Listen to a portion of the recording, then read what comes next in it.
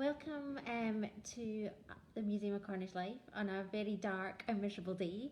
I've got the lights on here because what we're going to be doing is focusing in on our religion bee. So I'm going to turn the camera around and we're going to look at one of the earliest items we have in our collection. So here we go. I'm going to turn this round. So I don't know if you can see, it looks like a very big egg. And this came from Brieg, and it was removed and brought to the museum in 1939 by the then vicar, the vicar's wife of Brieg. So you can see that here, and we think it sort of relates to the sort of pre-Christianity sort of pagan groups that existed in Cornwall, and we think it's a sign of fertility. So what I'm going to do is take you a look around some of the pieces we've got here. We have here a really beautiful serpentine font. You can see it here. It's the redder colour on the top, and then we have the nice green serpentine down the side here. And I'm going to come up here and just show you some of the pieces we've got here. We've got a sundial here, but it's not very sunny outside today. And obviously thinking about remembrance today, we have a plaque here in the wall, which is to the glory of God and in memory of those of this district who died through the effects of the Great War, 1914 to 1918. And you can see some of the names up there. It's a really nice little discreet memorial. And here we have a drawing of the Baptist Chapel in Helston. There we go. And what I'm going to do is have a look at this case here. And hopefully you won't see too much of me in the reflection. It's quite hard. I'm going to move around. Let's see. You can see in this case we've got some very, very small Bibles.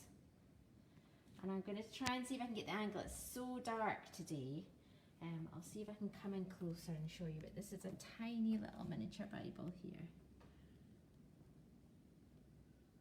There you go, and you can see it's got pictures in it to make it a bit easier, because you've got to remember that not everybody was literate.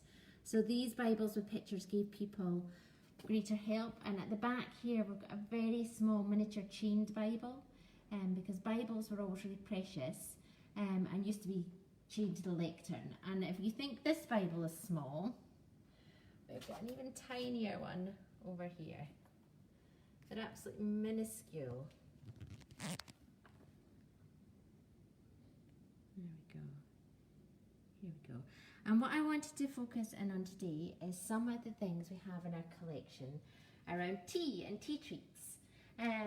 Because these were really important and still are important. So it was a place where you could get tea and cake and a little bit of a break. And a lot of people in Cornwall have really strong memories of going on tea treats. I remember going at them in Scotland where we threw loads of streamers out the windows on buses. And you can see here we've got a big collection. I'm going to try and come in, so excuse my pronunciation if I get these names wrong. So we've got Rinsey. We've got a cup from Brieg. Up here we've got Monacan in the church room. This is another one from the Wesleyan Chapel from Coverack. And then we've got one here from Porthleven.